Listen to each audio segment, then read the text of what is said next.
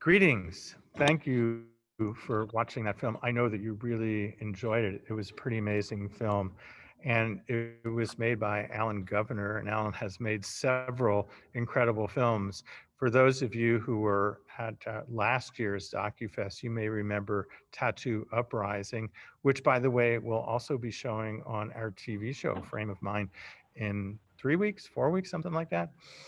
So that is incredibly worthwhile and important to see. But this film is very different. So first of all, let me introduce Alan Govenar, the great Alan Govenar. And for those who don't know Alan, he's probably more well known in New York, even though he lives in Dallas. Um, Alan is unique to anybody else I know in Dallas. He's a filmmaker, he's a photographer. His works get shown in the most important places one could as a photographer. He's done an incredible amount of research. He has published many books about tattoos, about music, about culture, um, and he's a deep thinker and maker and a commentator on the human condition, and mostly about how different kinds of arts are underappreciated. And it's not like he just comes in and just like does a little bit of stuff. He knows what he's talking about. He does his research, and he is, just a really good filmmaker. And I have to say, I'm very happy to count him as a friend as well. And along with that, we also have Harry Eddy from the Denton Black Film Festival. And if you live in Dallas, you may not know that we have a very good African American based film festival in Denton, Texas. Um, we don't really have a good African American film festival in Dallas, but there's a very strong one there, and it's worth the drive up. So, Alan, let me start with the first question. One always starts with in a film like this. Why did you decide to make this film? Well, it's a film that for me, incubated within me for many years. And I suppose, a lot of, my interest in wanting to document and write about African American culture, race relations, stems from my early childhood growing up in the inner city of Boston and growing up in a world of racial conflict. I was fortunate that I had parents who were socially progressive. And I think as a child, I was very dismayed by what I saw happening around me. And so as time went on, I became more interested. And as I realized that so much of African American history had not been accurately represented, and I felt like I was being deprived of a history and culture and art that I was so intrigued with. My initial interest, I think, in terms of African Americans in Paris came from a record that my father bought when I was 4 years old. And it was, I didn't know at the time, but it was what was called a victory record. And it was Hen Gates and His House Rockers, which was a name that was just taken because it included a variety of very well-known jazz singers and performers. It was Dizzy Gillespie, Charlie Parker, Sarah Vaughan, among others. And on that record label was an Eiffel Tower. And it really made me want to go to Paris. Well, over the next many years, I never was able to afford to go to Europe. And I didn't go to Europe for the first time, until 1987.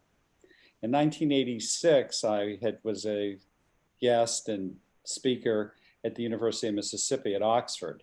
And there was a couple there who were French, Geneviève and Michel Fabre.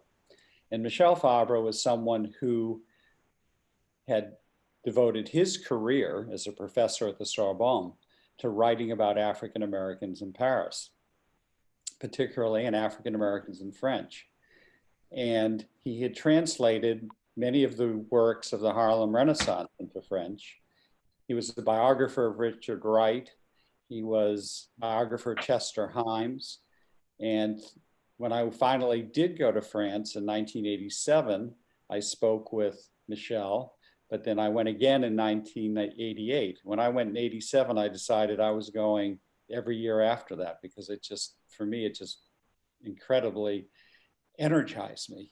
And so through Michelle, I met many of the people who are in that film. I met Barbara Chase-Riboud at that time, the poet James Emmanuel. Eventually, I met Jake Lamar and started to get to know the African-American community as it existed in Paris. So that continued for some time. And in the interim, I participated in various conferences. I started working with the Maison de Culture du Monde in Paris, presenting different types of American cultural programs. It became a vehicle for my take on American culture, which, like many African Americans, was more appreciated in France than it was in the United States. And between 1989 and 2016, I organized for the theater at the Maison de Culture du Monde a dozen different programs, many of which related to different aspects of African American culture. In 2005, I started working with the Franco-American Museum at the Chateau Blérancourt in developing multimedia for this museum that was going through a massive renovation. And it's a museum that was started as a philanthropic effort during World War I. It became a museum of French-American cooperation, and it galvanized as a museum in the 80s when Pierre Rosenberg, who was a curator of painting at the Louvre, eventually became the director of the Louvre, wanted to see a lot of their collection go to this museum. At that time, I started making short videos. And that's when I met Monique Wells, who you see at the beginning of the movie. That was one of my first interviews. And she talked about this idea of a myth of a colorblind France. And over the years, through the other work I was doing, I became more intimately aware of what was going on in the banlieue, the outskirts of Paris, and the suburbs or the slums of Paris, and the Arabic and African neighborhoods. And I started realizing that, there was a lot of tension there. And as time grew, during that period, tension is an understatement. In 2005, there were what were called the hip hop riots, that are discussed a little bit in the movie. And it was hip hop music was prefiguring in a way what was happening in the riots, because it spoke so vividly and clearly about the social injustices to which Africans were being subjected to. And so I wanted to bring that out further.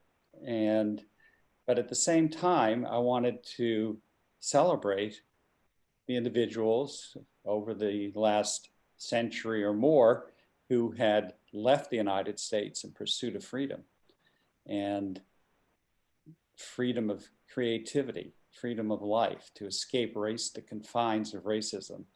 I mean, when I met James Emmanuel, he told me that he says this in the film, that he could never talk about what really happened to him in the United States, that it was unspeakable, it was unconscionable. And in all the years that I knew him for probably the last 10 or 15 years of his life, he never talked about it. But yet being in Paris freed him to live a different kind of life, a different kind of creative life. And so that's really what propelled me to want to make the film. It's one I'd wanted to make for some time. And with everything that's happened this year, it seemed more pertinent. What was intended as a historical documentary became topical. And particularly as people in France began to show solidarity with the Black Lives Movement here in the United States. And the last segment of the movie was shot this last summer with Kareem Touré, the African drummer. I wasn't there, but it was shot remotely, and one of my cameramen, Didier Dahan, shot it. And it really added a lot to the film, because Kareem gives a very 2020 perspective on what's happening in France. Harry, do you want to ask a question? So, yes, thank you. So one of the things that I noticed about the film, they talked about the difference between how African Americans were treated and people of African countries. And so I had an experience in a cab ride in Denver, and this particular person was, I believe, from Nigeria, and he said the same thing. He said that he could be stopped at any time by French police asked to provide papers, and he made, I guess, an impact on me because he talked about that difference. Just wanted to get your thoughts on Well, I think that what you've heard. Well, that's essentially what I heard. I mean, I'd been hearing it for years. And it's not that African Americans in Paris are unaware of this. And in calling the film Myth of a Colorblind France, I really wanted to expand the whole idea of the way in which we think about myth.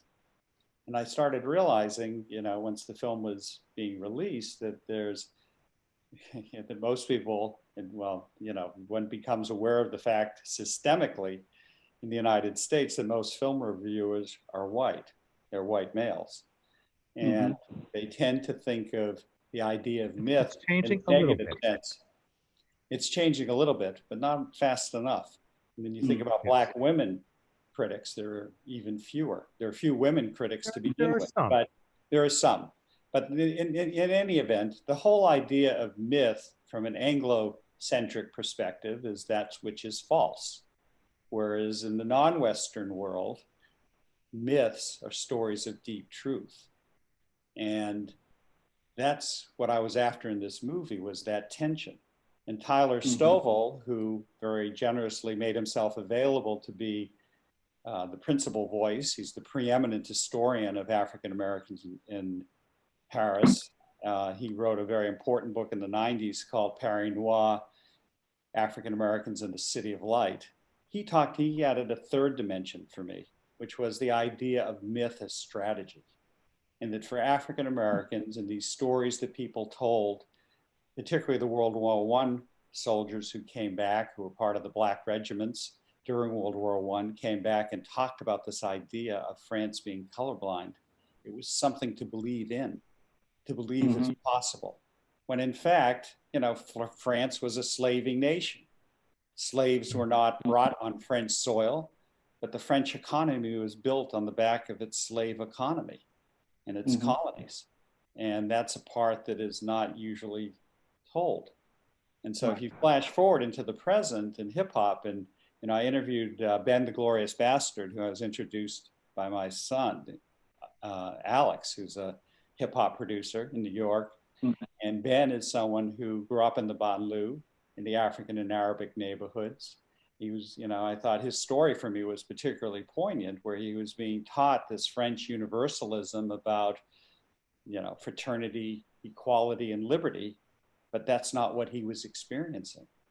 And the way he connected to African American culture as a young adult was through hip hop. Hip hop was the messaging that was telling for him the truth of what was going on there. So, Alan, can you talk a little bit about, once you've shot all these interviews with so many different people, how you sat down with your editor, who you've worked with for a while, it's really good, doing good things, to sort of structure the story? Well, I'm sorry I went dark here. the structuring the story, I mean, Jason is Spinos, who's worked with me as an editor on several films, is, I think, especially talented. And we wanted to tell the story not in a linear way. We wanted to juxtapose the past to the present. And we wanted to do this, I wanted to do this sweeping kind of overview. In some sense, I wanted to create something that was comprehensive, but at the same time was by no means definitive. I realized getting into this that this should be the subject of a television series, given all the multitude of perspectives that exist related to the subject. So in editing the film, it was complex because I didn't want it to be strictly chronological. And at the same time, I didn't want it to be a polemic. I mean, I've written more than a dozen books about different aspects of African American music, art, culture, photography. My wife, Cleta Doolin, and I founded something called the Texas African American Photography Archive. And the mission here was to give voice to people who are under-recognized. So I didn't want the film to focus on the most famous people. I wanted to humanize these stories through people who are alive, working, living, creating today. And so the backdrop is the history. The foreground are the individual stories. And when doing that, by allowing people to speak for themselves, for some people it might feel like, well, there's not enough structure because it doesn't have this polemical kind of point of view. Well, on the other hand, these stories may, while they may not fit neatly together, create a composite view. These are real people, you know, and they all have their individual experiences. And if anything, we are burdened by generalizations that are made about people. And then when it comes to racial issues, we're burdened by that issue as well, and that we want to generalize. It isn't one thing.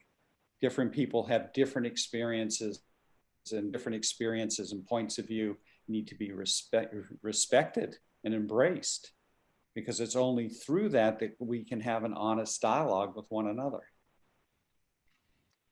Harry, you get the next question. Okay. So one of the things that we discovered with DBFF is that people tell stories, and we were thinking about the fact that in many cases in African American lives, stories are not being told, and part of it is they don't feel like they have the freedom. So what was interesting about your film is that people actually left America and went to France, in particular Paris, because of, as you said in the film, hope, right? They wanted to kind of look at life in a different way, and in effect really kind of open themselves up to new possibilities. And so can you speak to that in terms of even the gentleman that you interviewed, or people that you interviewed, about how they felt in being in a different place to be able to express themselves? Well, I think that where it becomes apparent, I mean, some of the most extraordinary historic footage that I found that had never been included in a movie, to my knowledge, was home movies that were done by the family of Henry Ossawa Tanner. And this footage was there was a little clip of it on YouTube that Michael Rosenfeld from Michael Rosenfeld Gallery in New York told me about. And then I tracked it down to the University of Pennsylvania, and the family allowed us to use this footage. Henry Ossawa Tanner went to Paris at the end of the 19th century. He was, in many ways, he studied painting there. He was in many ways seen as a patriarch of the African-American artists and painters that went to Paris after him. And he was someone that when he went to Paris, it freed him, and you see in his paintings that he was able to do other kinds of things. And, you know, he did landscape painting. He did religious and spiritual kinds of painting. He didn't feel trapped by his situation. And so many people that came after him also felt that sense of creative freedom, that if, you know, and they felt that, and part of it was propelled by this feeling that people embraced them as artists, that it wasn't just, they weren't just Black American artists, they were artists with a capital A. And I think that applied to musicians, it applied to writers. And I think it's very evident through the stories that people tell. You know, I think that's so true. I think at its core, what the film does really well is talk about how people who had trouble just existing in a very racist world could go someplace and work on their art and be, exactly as you said, appreciated for the artwork that they were doing, and their artwork flourished in a very major way. And then some of that came back to, you know, back to the United States, for what they learned and grew there. It was very kind of important culturally. Well, it's, and I think too, I was just going to say that growing up in the South as I did, I definitely understand that, because if I had stayed in that community that I lived in, I would not have achieved what I have today, because it was very oppressive. Even though, I think to your point, Alan, they felt like it was okay. That was their perspective, right? And so I definitely identified with many of the artists that you had in the film. Well, and you know, that was particularly true in even my own work. I mean, my take on American culture was first accepted and embraced in France. I did a musical program called Texas in Paris in 1989. It ran for 3 weeks in a theater in Paris, a week in Florence. And it was with musicians I had found when I was doing NPR radio, you know, particularly for KRA. I did a radio series called Traditional Music in Texas, and I traveled around the state. This program included an African-American woman from Dallas and a cowboy singer from West Texas. They were not virtuosic singers. The woman who sang our a cappella spirituals sang them in the, as she said, they weren't correct singing. She sang them like her grandmother sang them, and her grandmother was 10 when slavery ended. She had never been on an airplane in her life. I released these cassettes in Texas in the 1980s. They were not particularly well received. Then these people in Paris bought the recordings and invited me to come to Paris with the real people. And it was a tremendous success. And the way the show was reviewed was that it was the truth about America. It was the truth about Texas. So I came back and people thought it was important. It just was quite different. Osceola Mays, the African-American woman who I brought to Paris, came back, and this was a woman who had been a domestic and a nanny in the homes of white people. She had an 11th grade education. She had never had a savings account in her life, and she was able to have a savings account. She became a diva for the rest of her life. And she was, yeah, and I had met her through her church. I was organizing folk festivals in the 1980s in Dallas, and I was looking for children, Black children, to do handicapping games at the festival. And Verna Raven from the Good Street Baptist Church Daycare Center said, "You must meet Miss Mays." And I went over to meet Miss Mays, and she became the subject of a children's book of mine, an artist book of mine, a film. We did recordings with her, and it was fantastic. Well, flash forward many years later, it always stayed with me, this relationship she seemed to have with this cowboy singer from West Texas. And it became, after the shootings in Ferguson, I wrote a play, a musical called Texas in Paris that was based on that show. And it starred Lillias White, who was a Tony Award winner. It was very successful off Broadway. And we ended up bringing it back to Paris some, 17 years after it had been done with the real people. And so it was really terrific that we were able to bring it back. But what the story was of that was basically the story of these two people, like Osceola and John, who get brought to Paris. They can't really understand what the French people are saying, even when they speak English. And they end up having to talk to each other. And it was really racism from the point of view of people who grow up in isolation of each other, the cultural baggage that people bring. And when we did the show in New York, people got it. It didn't sensationalize these issues of race. This is most of America, people living in isolation of each other, not having the opportunity to have a dialogue. And that show's currently being revived. But it really impacted me in terms of the way in which French people connected to this in a different kind of way, in the way they connected to the people. I have time for I have 1 minute left before we have to get off this. So Alan, what are you working on now? Well, one of the newest things that I'm working on right now is that Documentary Arts has started a co-publishing imprint with Aperture Foundation. And the first book is being published in a few weeks. There was a good advance coverage on it. There was a big excerpt of this book that was in the New Yorker 2 weeks ago, but it focuses on a photographer, an African-American woman by the name of Ming Smith. Ming was the first African-American photographer to be acquired have her prints acquired by the Museum of Modern Art in New York in the 70s, but it's not particularly well known. And this is the first monograph, full monograph of her work. And it's very special. So we're very excited about that. There's also the 10th anniversary edition of my biography of Lightnin Hopkins that's being published this month, and working on new film projects. Oh, I want to hear about those film projects. Alan, we're going to have lunch outdoors someplace soon. And after Monday, this festival is over and I'll have time. And one of the things that I want to ask you, I'm going to tell you now so you can work on an answer, is so you made this film and we understand about the myth of a colorblind France.